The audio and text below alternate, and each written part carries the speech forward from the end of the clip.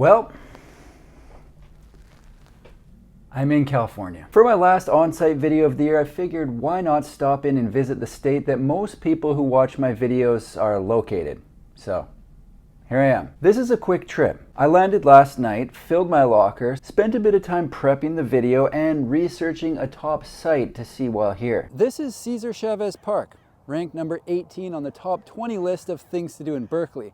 If you ask me, it probably could have cracked the top 15 because that's the Golden Gate Bridge. You ever heard of it? The reason I'm in Berkeley is to follow up with a company that I did a video on earlier this year that is bringing something completely fresh to the industry. Let's go check it out. Welcome back, my name is Kerry, and today I'm in Berkeley, California to show you around the new showroom for Masaya Homes, a panelized prefab company with a line of 7 units. Tucked into a square in downtown Berkeley, California is the showroom for a company building sustainable prefab homes that aren't like anything else on the market. I first heard about Masaya Homes early in 2023 and was very interested to learn about what they're doing and how they're doing it. I decided to stop by the showroom to learn more about what they have going on, and tell you what, it's an interesting process from start to finish. But more on that in just a second. The showroom is split in half. One side is for the prefab homes and the other for their furniture line, both made from teak and manufactured in their factory in Managua, Nicaragua, that employs 500 people. The smallest unit currently in their lineup is the M1, which is on site at their showroom to view for anyone interested in seeing what these are all about. The idea for an accessory space is to add space outside of a home that can be used for really anything extra room is needed for. Office, stretching, gym, you name it. When looking at accessory spaces, for the most part, the size and shape are pretty similar, so to differentiate, it can be beneficial to look at the details, like what they're built with. There are a number of things they're doing at Masaya that are unique, and one is what they're building with. Have a look around this home. Walls, teak. Trim, teak. Floor, teak. Furniture, teak. Ceiling, teak. Everything is built out of teak, and it's not just any teak, it's teak that they plant, grow, and harvest themselves in Nicaragua. It's pretty cool. If this is my M1, I would use the space to record YouTube videos. I'd set up right here and maybe my lighting wouldn't be so dumpy. There are no lights on in here. What we're working with is natural light coming in from the windows on the front and the windows on the side. I don't know if you can see, but the entire front of this unit is glass, and that's what's allowing the natural light to come in here, and on a small space, that makes a huge difference. Their entire line has a modern look with a lot of windows, sloped roofs, and large overhangs. The overhangs are possible because theirs is a panelized system, which means it's shipped in pieces and put together on site, so shipping restrictions aren't a concern or limiting the width of what's built. I'm not going to get into every single model they build today because there's too much to cover, but I do want to touch on the M8. The M8 is the largest model currently available from Masaya Homes at 800 square feet with 2 bedrooms and 2 bathrooms. What I like about the layout for the M8 is it has bedrooms at either end of the home, which eliminates any need for a hall, and I think that opens up the floor plan quite nicely. I could talk and talk and talk about what's going on at Masaya, but sometimes to really get a feel for what they're up to, it's best to hear from the people behind the company. I was able to sit down with one of the co-founders for a little chit chat. Here's what he had to say. All right, I'm here with Olin from Masaya Homes. Tell us a bit about what you got going on here. Yeah, so our company started actually as a reforestation company. We started reforesting areas in Central America and Nicaragua around 2007. I moved to Nicaragua in 2001, so I lived in Nicaragua for 15 plus years. Our main focus is to make planting trees more profitable for local people, as well as to boost the Nicaraguan economy. So to do that, we need to use the wood.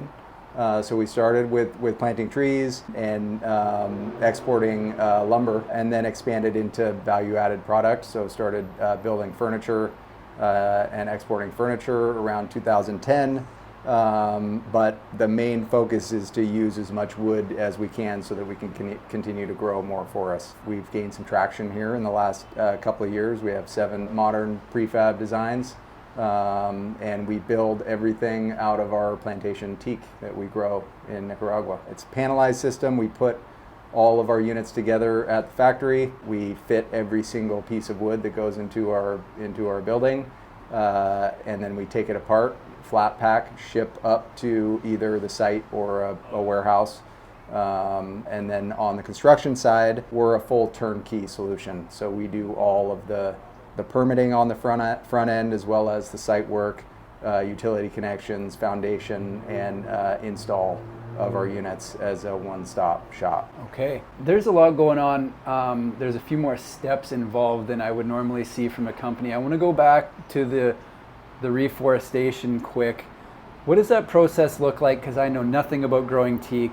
From, say, seedling to house, how many years does that take? Yeah, so you can start thinning at 10 years. And so part of our concept with the seedling to dwelling is to use every single piece of the wood that we can possibly use. We do a lot of laminating, and then we select the younger teak for some of our interior panels, as you can see here, the lighter tones. I was wondering about that. We use some of the younger teak for that, and then continue to harvest over about a 10-year period, so between 10 and 20 years, and then we start all over again. Okay. Yeah. So a follow-up video might make sense in Nicaragua for the next one. Yeah, absolutely. I think you would enjoy seeing not only the facility, the manufacturing facility, but the tree farms, and get to know the people and spend some time on the beach and maybe even drink some rum. That sounds good.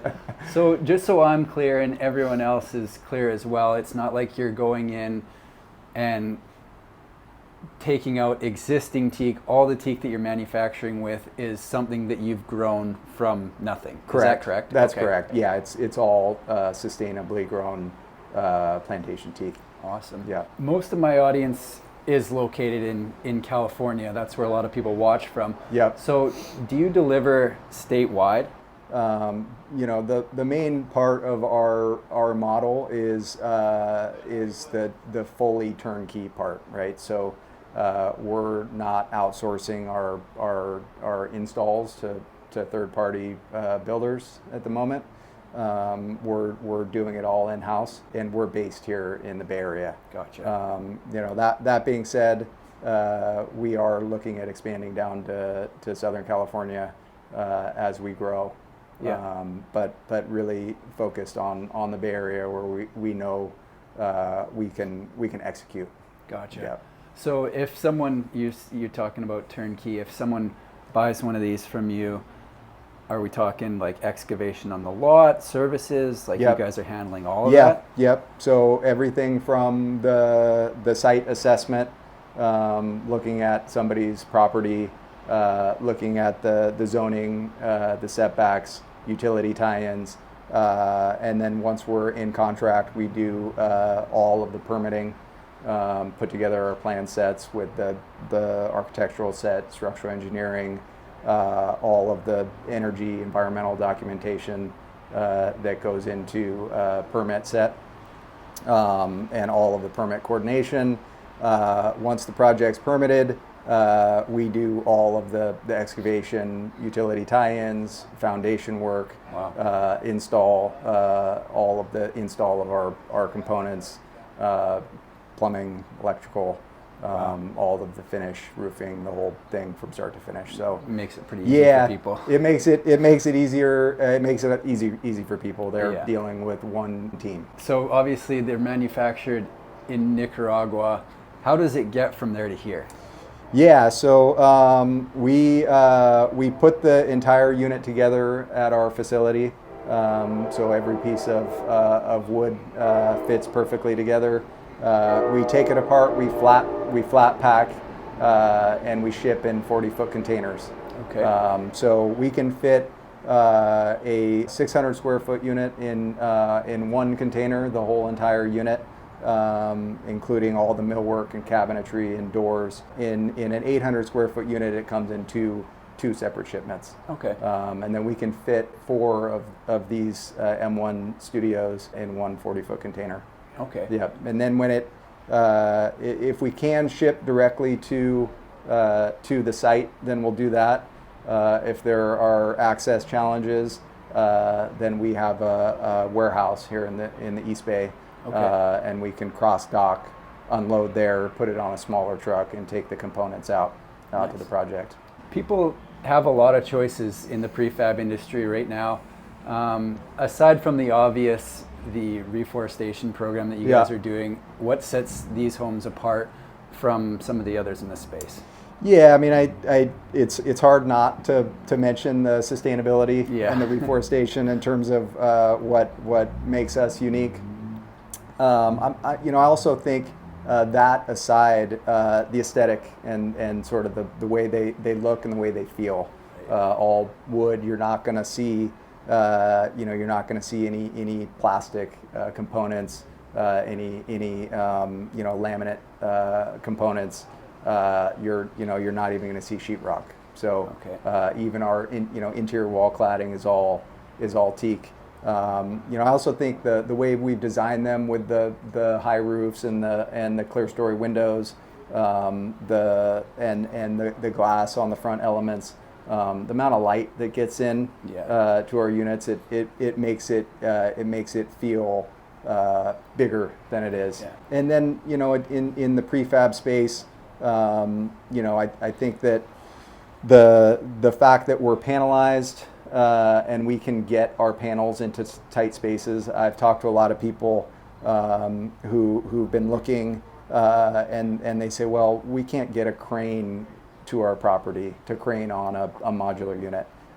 So I think the fact that our system is panelized, we can get it into tighter spaces. It makes us unique. I also like easy sites, so I don't only like difficult ones, but the difficult ones we can handle.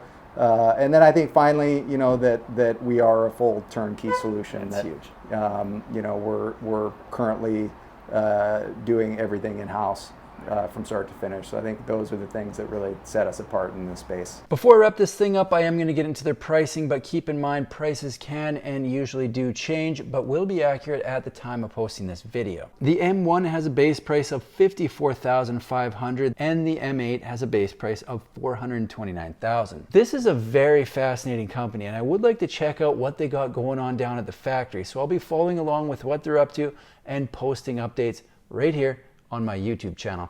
That's all I've got for today. If you like manufactured home videos, make sure to subscribe to my channel because I've got new ones coming out every single week. Thanks for watching. See you in the next one.